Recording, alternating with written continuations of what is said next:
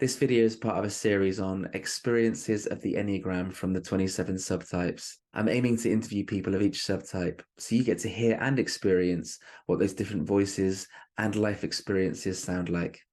I hope you enjoy.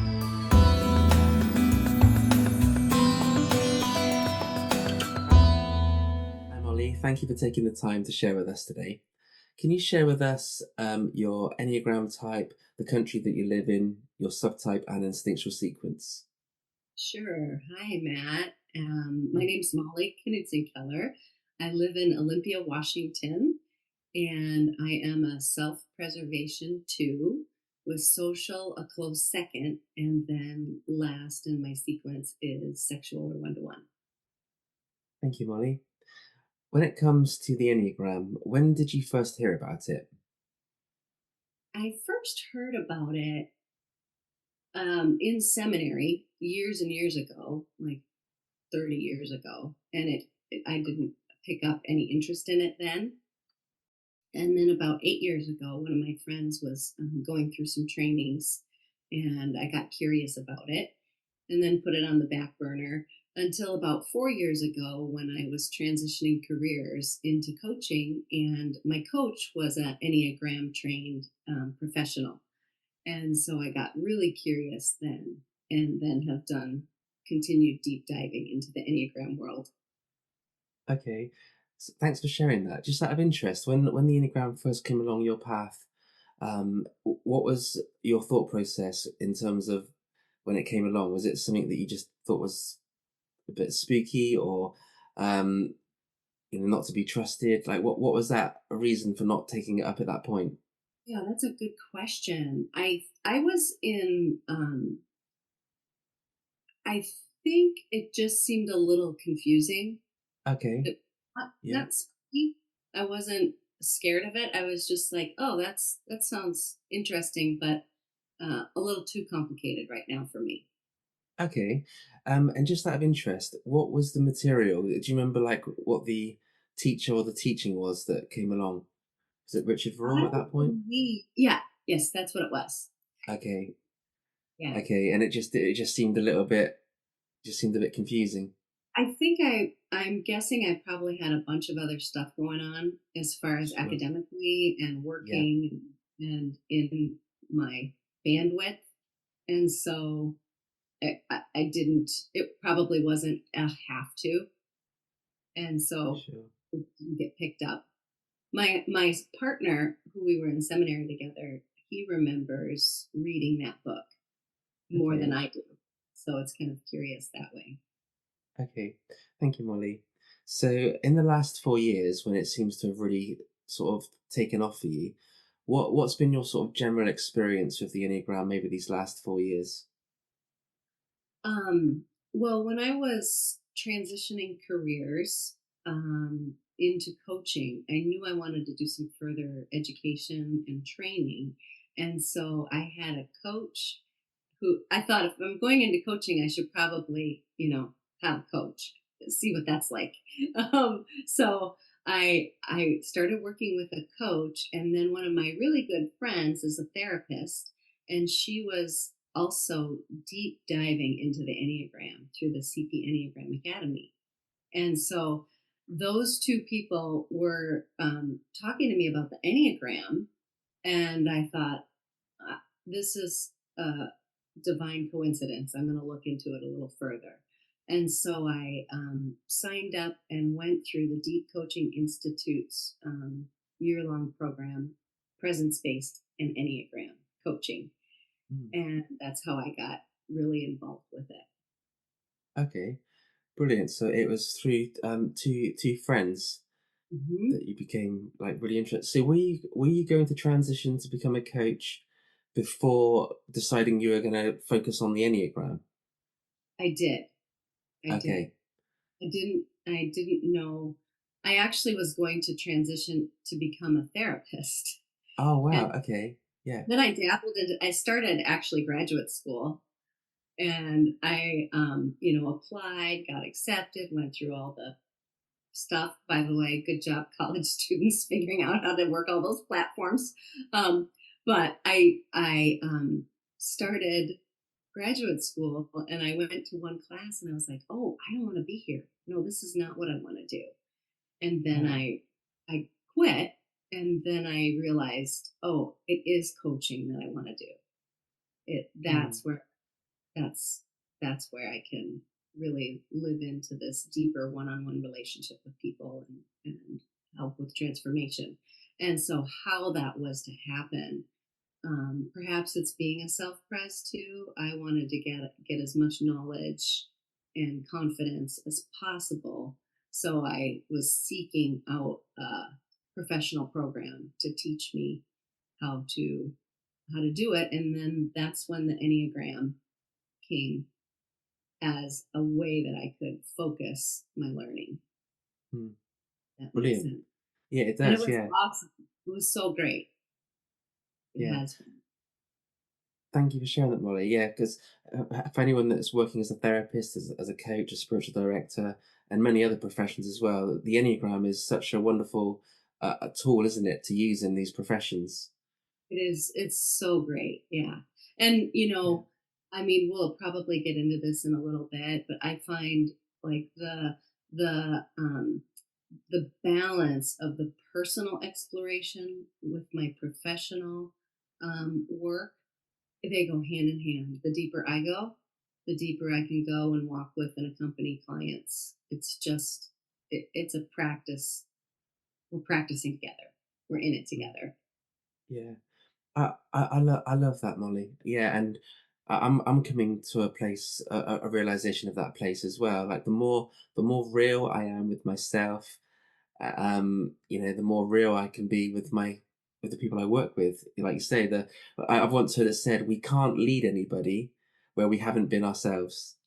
So, like you say, the deeper we go, the deeper we can be with other people, and some of it is uncomfortable content, and so we can have that compassion piece, saying, you know, I know this is uncomfortable, but the growth path is worth it, even though it's uncomfortable.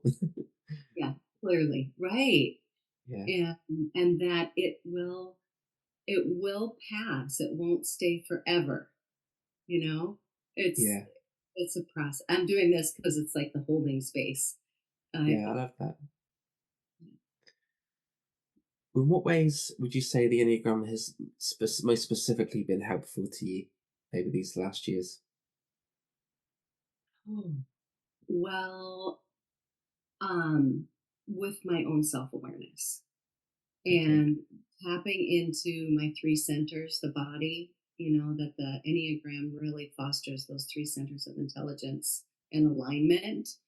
And for me, it's the personal self awareness, Matt, has this ripple effect on Mm, everything. And that is how the Enneagram, that framework, that map, um, has been the most impactful for me. mm, Being able to understand myself and give myself that spaciousness and time.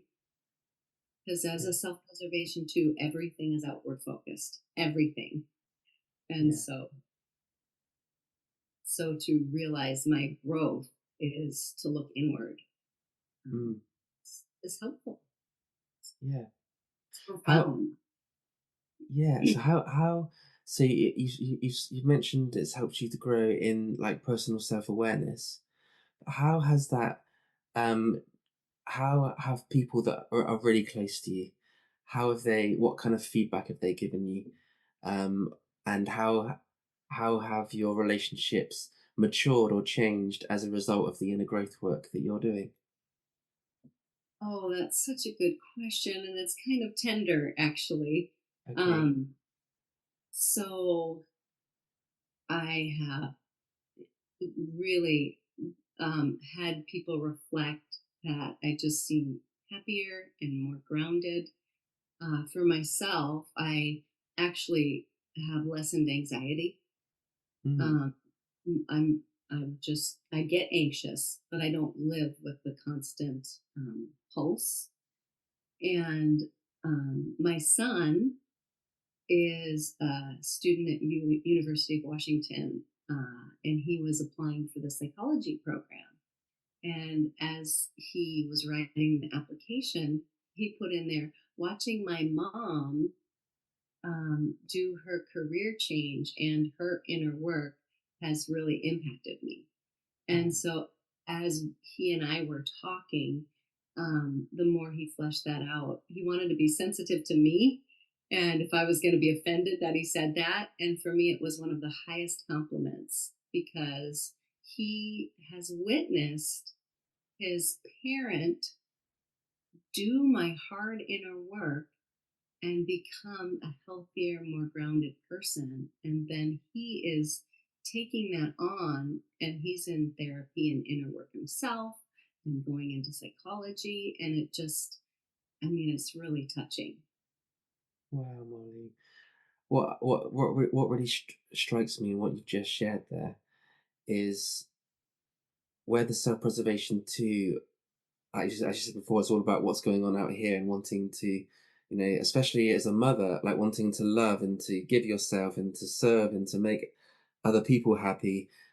What I find profound in what you've shared is by working on yourself, by loving yourself and connecting with yourself, you've actually loved your son by doing that, and wow, just that, and it's so inspiring.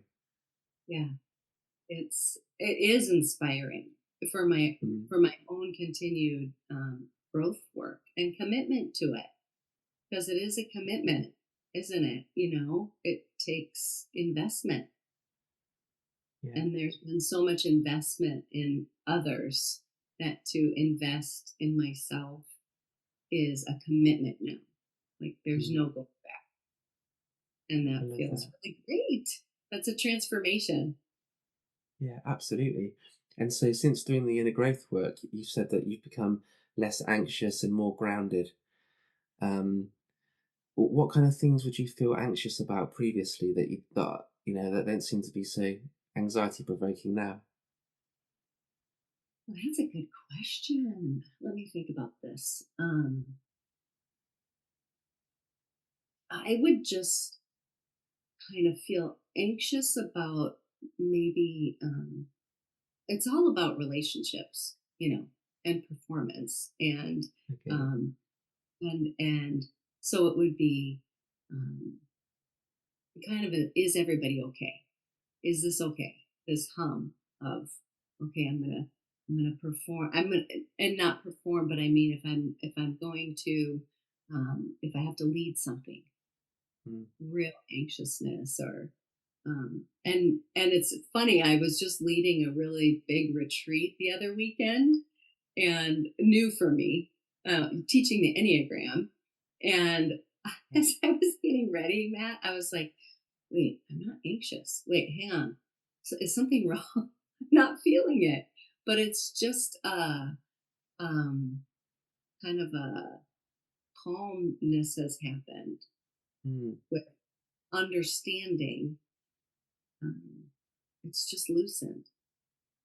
yeah, And then I do get nervous, but I think there's a difference between nervousness and anxiousness as a motivator. sure. Does that make Yeah, sense? yeah. I'm just how I'm experiencing you now. I'm experiencing you as very grounded and and in your body and very calm. That's how I'm experiencing you. Oh, I'm glad to Yeah, hear that. Thank you.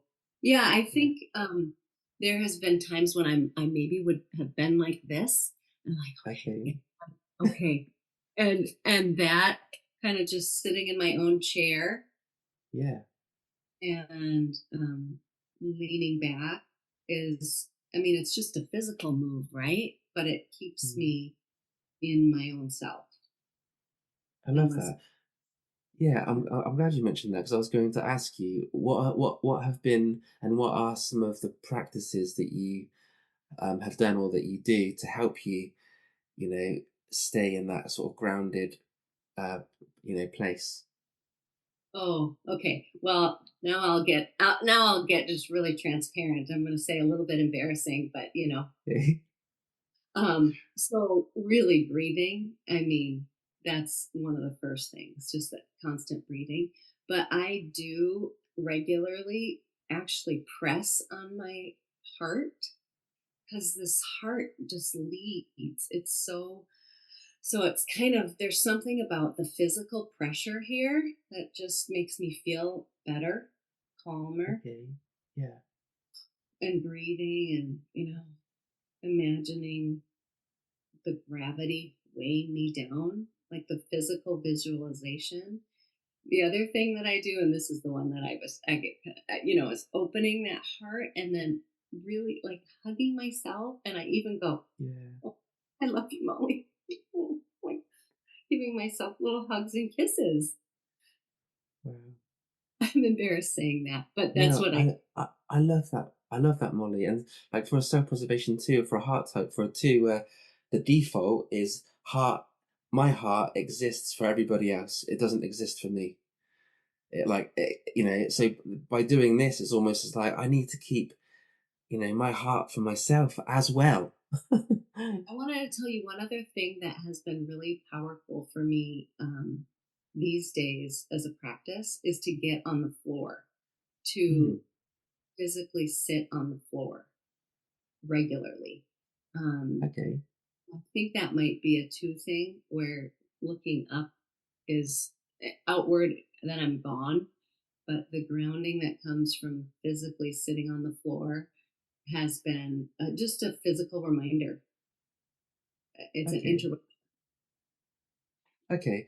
So if when you're in a room full of people, or a room of people where you would historically have been unconsciously driven to meet the needs of everybody, um, what do you do to help you stay present to yourself when you are with other people, where previously you would have just by default kind of not even existed in some ways? Yeah, that's a curious question. And what comes to my mind is like prep work, Okay. so prep work, Yeah. um, grounding myself before I even enter the room Okay. and checking in and going, okay, how's your heart, Molly? How's your body? What's going on?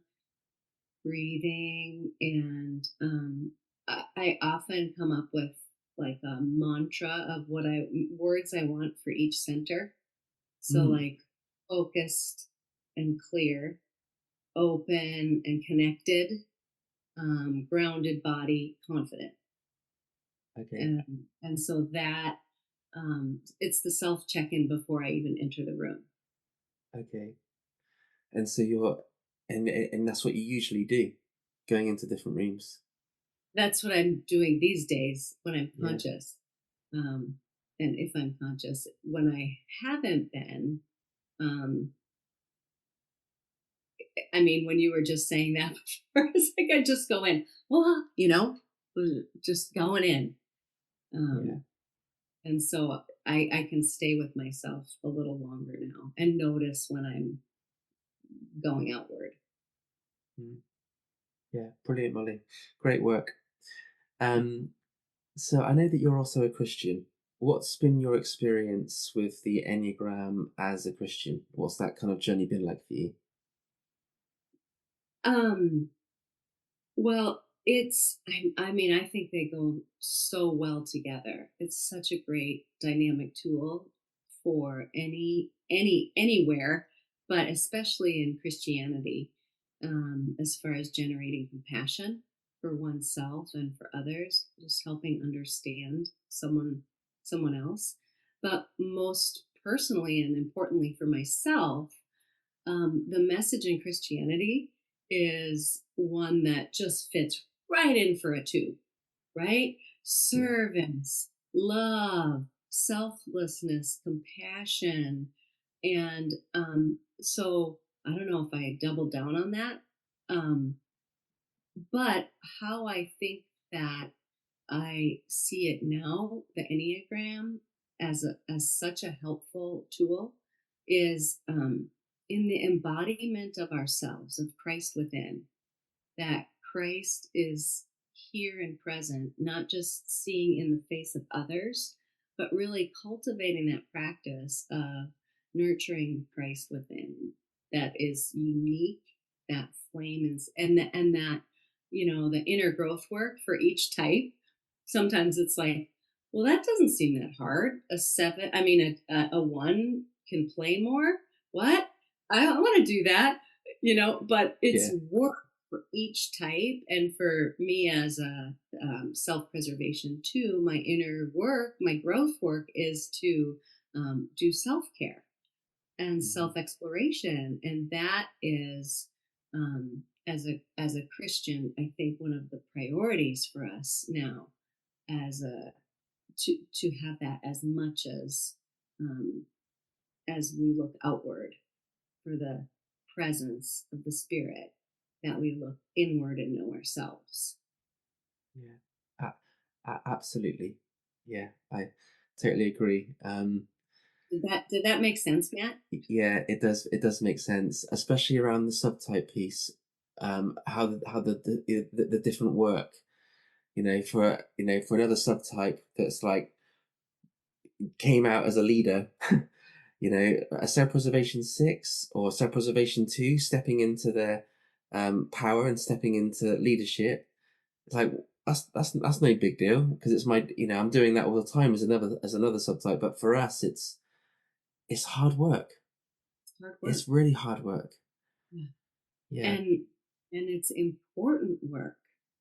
And Yeah, it is.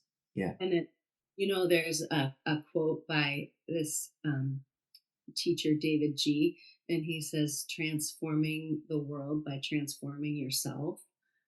And I believe that so much that it just brings that beauty. It levels up the world when we do this work, and that fits right into spirituality and Yeah. God's vision for the world and for each one of us, who we are, who we're created to be. I Yeah. won't go on and preach here, but it's really it's profound. Mm. Yeah. And the way towards peace, a practice of peace, like world peace, right? Mm. Yeah. It's interesting that you say that, Molly, because it was only earlier today that I was thinking about the transformation of the world. Like it's like an outward focus. But I was thinking about what about the transformation of the world within, which is just what you're saying. Like, how is that any less of transformation? And if I or if the individual isn't changing or healing or changed, then preaching at somebody else saying you need to change. Right? Well, hang on a minute. What about what? And I don't. Or you need to heal, and what? And I don't. Yeah. Exactly, exactly.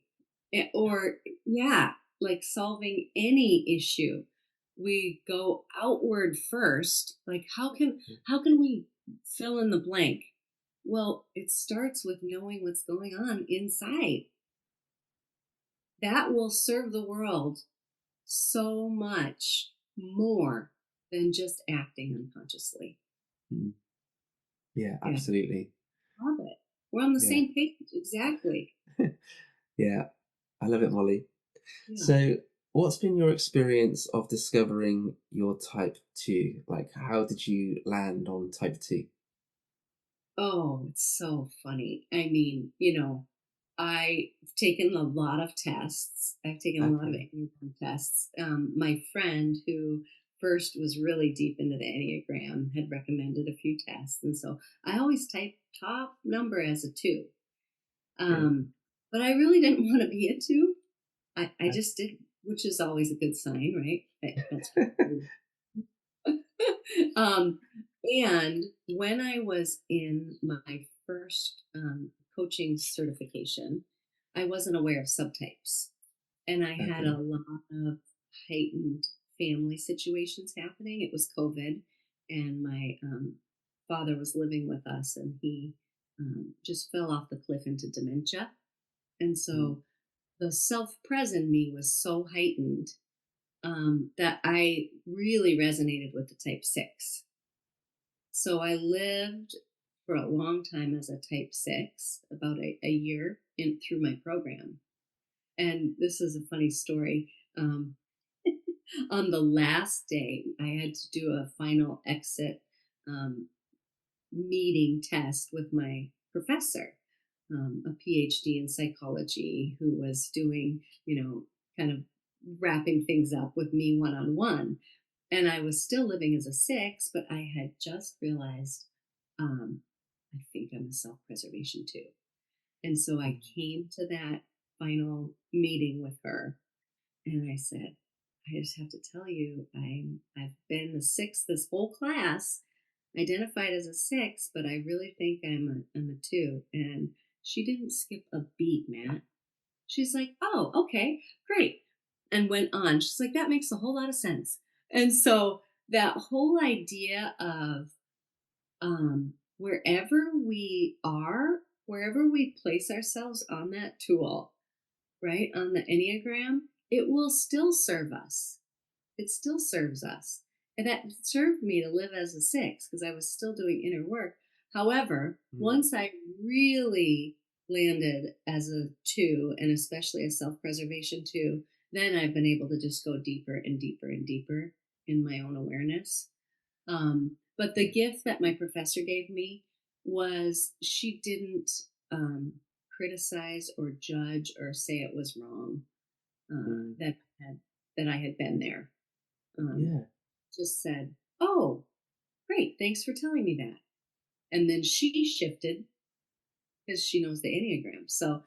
Um, Mm. so it was really, really profoundly helpful being met like that. She just met me where I was at.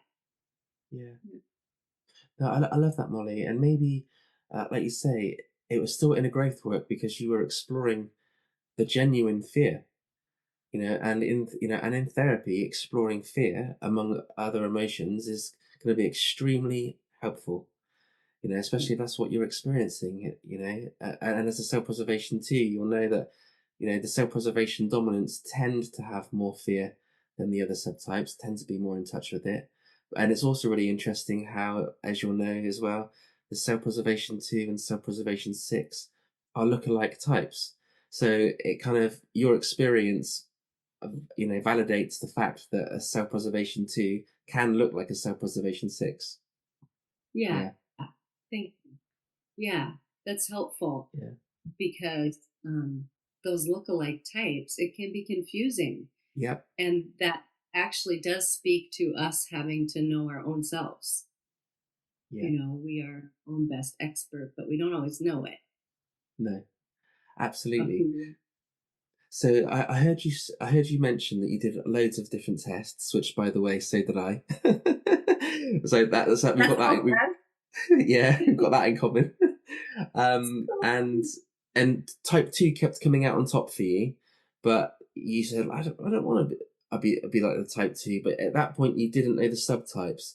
So when did the subtypes piece come in? oh, I'm so glad you brought that up because that the self pres 2 is the counter type. Yeah. And I did not see myself as someone who wanted to help. Mm. Uh, naturally, it just didn't play out the way that the traditional twos have been explained to me. Um, and so it was when I listened to a podcast. I was listening to a podcast, and Beatrice Chestnut, who's a self press too, was being interviewed by Iranio Paez. And I listened and thought, oh, oh, that's me. And I had to check myself, Matt, because I was like, do I just really want to be like Beatrice?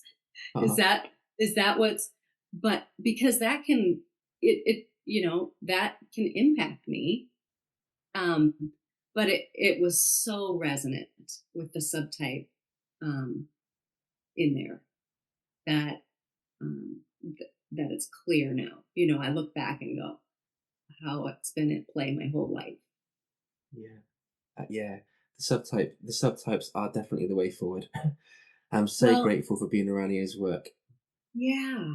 And my social subtype is so closely in second, Mm, that it was a little confusing. I thought I was a social six or, and then a social two. But mm, I think that was because of my job. My career was was very much, I needed that to be at play. So the way that we can use the instincts and call upon them and cultivate them is really helpful too for yeah, my own operating in the world. But that, the idea that being around, say the top instinct is like a wild animal that you need to tame. Oh yeah, my, that's so true. Like, oh, there mm, goes my wild animal, self-pres. yeah, yeah, absolutely. So I can totally relate to that in my own life. Yeah. um, and then there's the repressed little puppy of the repressed instinct. So we have the same sequence. Okay. Yeah. Yeah. So Right? that's going to help. I think the fact that we've got that sexual one-to-one instinct repressed, or that was its original place on our sequence, that can make it even harder for a self-preservation dominant to kind of show up, with Yeah. more kind of authority, really, and more intensity and more, conflict and going against.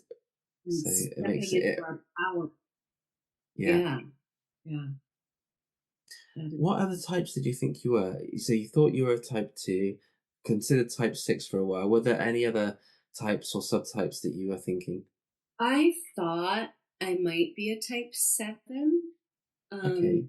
Because there's something about me, um, and this is a self-pres too thing, but I'm very playful, Mm, as a person. I just am optimistic most of the time and pretty playful. And so that seemed kind of seven like, just wanting to have fun. And that's just a part of my spirit, I think. And one of the things as I've been doing this inner work using the Enneagram is that whole idea of the self-preservation being childlike. mm, When I've been doing my deep digging to change careers and to do this, I've spent a lot of time wallowing in the lower side of four. I can't do it. yeah, I'm too little. Help me, and it's yeah. just to realize that is like, oh, and then I just stay there a little less time. Mm. But back to your original question. Sorry. I thought for a little bit I might be a seven, but that didn't last long. Yeah, thank you for mentioning the seven piece. I can see how the seven and the playful, funnily enough, she's yet to confirm this for herself, but one of my really good friends, who I thought, I wonder, I was wondering about type 7 for her because of that playful piece. Mhm. And I did an interview with her. It turns out that I most probably a self-preservation too, but I need to let her kind of come to that conclusion. But it's interesting how, not just in ourselves we can think that a self-preservation two thinking they're a 6 or a 7 for another reason, but also looking in. I've had another experience where, um, somebody was on stage last year giving a talk, and I thought, I'm sure he's a type 5. I'm sure of it. And then I had a conversation with him. Turns out he's a social one, and the type 5 is a lookalike for the social one, or social one and type 5 can have some, lookalike tendencies. So I find it interesting how, even looking out, thinking, um, that this is why the subtypes are so important, because Yeah. mistyping can be, it's so easy to be mistyped or to mistype without the subtypes. Yes, exactly. Exactly. You're Yeah. inspiring me to look more at the lookalikes, Yeah, the lookalikes. Yeah. Yeah, that because it's a thing. it's a Yeah, thing. I had it reflected to me, by someone that was training me, in spiritual direction. She said, I'm." She said, "I encourage you to go and look at Type 5." And I was like, "Okay, Type 5." And I was thinking of Type 9 for a while, so I was going 9 5 9 5 for months and months and months. But being a self-preservation 6, self-preservation 5 is a lookalike type for. So what she was seeing was the lookalike. I was as a self-preservation 6, she was identifying the lookalike self-preservation 5, and obviously it being a wing as well. Yeah. Um, so it's a thing. Wow. Yeah. So how has knowing that you're a subtype 2 been like specifically helpful for you? It has been so helpful with giving me choice and freedom Mm, in my life. When I can see my wily behavior and patterns in action and be aware of it and notice it, um, all twos, but self preservation twos have a way of using flattery and manipulation um, to feel loved. I mean, it comes from a underlying need and place, but when I see that in action, it's so helpful to know that that's a way. mm, And what I could do sometimes is go, "Oh yeah, that's what I'm doing, and I'm going to keep doing that." And other times I can really rein it in. The word for a self pres two that I've heard is and adopted is containment. I need to mm, just contain my energy. And the other image that's been helpful is sometimes my energy as a self pres two, I can be sitting on someone else's lap. Hi, what do you need? Hi. And so that whole image is like a little embarrassing and also so helpful to just say, oh, sit in my own chair and engage from that place rather than energetically crossing boundaries because it really is a crossing boundaries and I'm not invited, so mm. waiting to be asked before I move into action is something that is helpful using the framework of the Enneagram too. Okay. And all of this is really painful and tender work, Mm, as you know, to see, to really see myself and some of the behaviors and patterns that I use um, can be a lot. And trusting, one of the things that has shifted for me in this is moving from that place of kind of disgust with my ego and my personality into a place of just embarrassment or like, oh, look at you go, Molly. Oh, look at you doing your thing. And it's just more compassion for myself, mm, which gives me more choice. mm. No, I absolutely love that, Molly, and that's so true. Having compassion, because this ego, this strategy, these patterns that we're in, as you'll know, are either set up or partly set up for to protect us from survive, Yeah, to survive or to protect us from wounds and survival strategies, relationship strategies. So um, they're kind of in some ways they're kind of there to help us, but they become unhelpful because they're overdone. And I can completely relate with what you're saying, and I think that's so important for anyone listening that's doing this inner growth work. I think it's crucial to have that compassion piece, because if we're berating ourselves for being in our ego patterns, maybe that's just going to keep us trapped in the ego patterns. yeah, yeah. Don't they Yeah. say sometimes we can use our ego and our behavior to try to change our behavior? Interesting. Yes. Oh my goodness. Yeah. Yeah. So And that's clever. It's quite, yeah, absolutely. And we're that's, very clever. We are very clever yeah, in our hanging on to our egos. You know. interesting. And I wonder if in that way, maybe not everybody would see it this way, but it's a way that the ego tries to play God. Mm. Like, not only does the ego try to play God in its ego, but it also tries to play God in conquering itself, in Yeah. saving itself, in delivering itself. And being around you teach about the third force. Well, as a Christian, I would say the third force for me would be God, Holy Spirit, Jesus.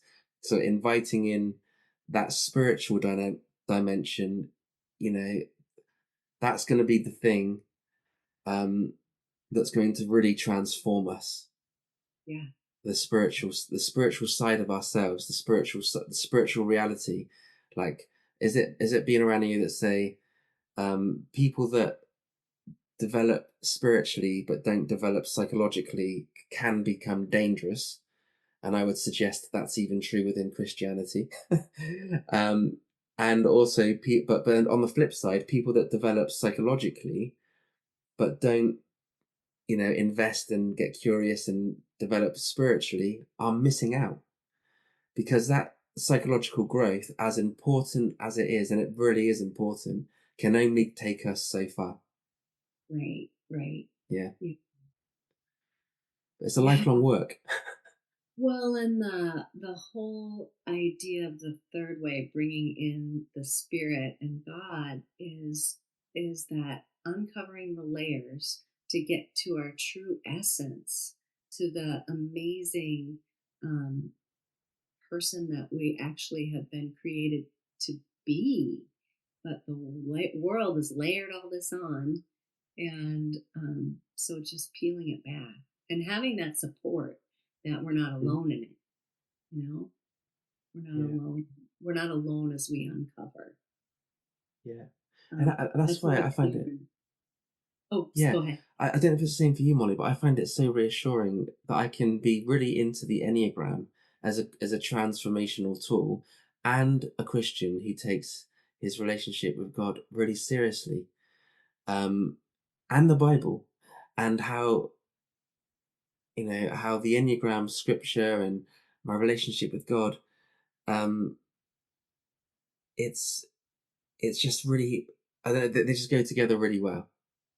Hmm. And it's lovely having other Christians I can connect with and talk with that are also really into the Enneagram and also take their faith seriously. And, and we're not kind of bowing down, worshipping Lucifer. Right, for sure. Like the symbol might look like, right? Yeah, It's yeah, yeah. well, it makes me think of like spirituality is not dogma or Mm, doctrine, right? mm, God transcends anything that we've created in the human construct, in our doctrine mm, and our dogma. And so this tool helps us get to real spirituality, real mm, connection with God and higher source and life force, and yeah, kind of work through whatever the world has put on us. mm, So I wanted to mention the two way, the self preservation two way of the relentlessness of the passion of pride. You know, all of us with our passions, it's like they're relentless, right? There it mm, is again. There it is again. It shows up everywhere. And yeah, so one of the things like the pride, it keeps me here, but it also shows up a lot for a self-preservation four in the deflation down here. Like, mm, I'm so bad. I da da da da da da da. So I go like this, and people are, the people are here, and I'm either placing myself here or way down here. mm, And so this whole ride is something that's definitely a part of a self pres too, and really trying to find myself as I'm just I'm just a person. I'm just a mm, person that makes mistakes and has some gifts. And so yeah, that's been helpful for me in um, knowing the self preservation two way. mm. Brilliant. Thank you for that, Molly. And with the self-preservation two piece, you said earlier about I can just climb onto people's laps, and I've heard other self-preservation two say similar things about crossing boundaries. Um, how, if you were working with two people, one spouse was a self-preservation two, and another spouse was a different subtype, and the self-preservation too just loves those cuddles and wants to be sat on the lap, but the other subtype, the other person in the relationship, is a bit more kind of stay away. Mhm, I'm not. I don't feel quite comfortable with that. mhm. How would how would you or how have you grown as a self-preservation too in, I guess, meeting your own needs, or how would you advise another self-preservation to that what they're really looking for perhaps is a that they're looking for love, but they can also give themselves that love. They don't. It doesn't have to be completely reliant on the other person. I don't know if I'm making sense in what I'm asking there, but how's that journey been like for you with that need that you might have had to be on someone's lap to go, that need might still be there, but you're meeting that need in a different way. How do you meet that need in a different way? Yeah.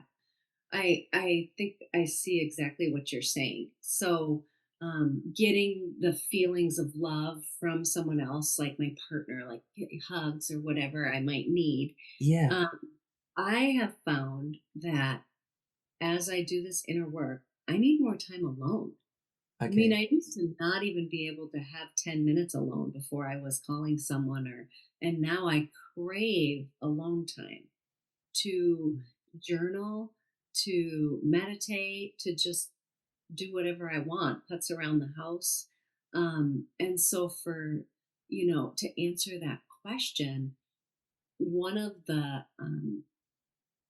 disciplines, and the word discipline is intentional, the disciplines is to wait to be asked, to wait a little bit and to notice. Oh, okay. Or to take it as a cue when I'm reaching out to give someone a hug. Okay, what do I need actually? What am I needing? Because they might not they're not asking for a hug.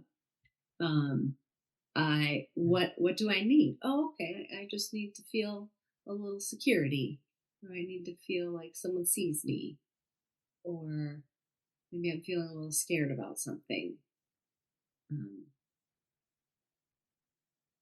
so it really is just turning back inward, Mm. coming back into myself and Yeah. asking the simple question, what do I need? What do I want? Is the hardest question for a self preservation, too. Maybe for all the twos. Yeah. So asking that, you can't ask that enough to yourself as a two. Mm. Thank you, Molly. Any type twos that are going to be watching this, they're going to find that that are still discovering the enneagram in their type are going to find that such valuable guidance, for being a self-preservation too. So thank you for sharing that, Molly. Yeah. Um, so I know that you also work with the enneagram professionally. Can you share what it is that you do, what you have to offer, and where people can find out more about your work? Sure. And thanks for asking. I do coaching, so life coaching, Enneagram coaching, teaching, and facilitating. I see people one on one, either via Zoom or I have an in home office, or we do outside walk and talk sessions based on that original model I was telling you about that actually did come true, making that happen. Um, and so one-on-one 60-minute sessions. I do trainings and team building for staffs of all kind, whether at a school district or at a church or in a business setting, and retreats based on the Enneagram. And so people can find me at walktalkcoach.co, and that's .co, not .com. Walktalkcoach.co, and or Molly KK Coaching. And I would love to connect and have any conversations. It's just a privilege. I'm going to put links to your website below in the description box so people can just click there and go straight to you. Is there anything else you'd like to share with us before closing off? I just want to say thank you for doing this. It's really interesting how it's hard to talk about myself, but it's also really fun. So I've had a really enjoyable conversation with you, Matt, and appreciate the work you're doing. Thank you so much, Molly. And likewise, it's been lovely to meet you. And I'm really inspired by the work that you've done and that you're doing as well as a self-preservation six. it's really inspiring to me, and I love the work that you're doing, and it's great that we've got people like yourself doing the work that you're doing in this world. It is needed. It is needed. It is needed, Yeah, isn't it?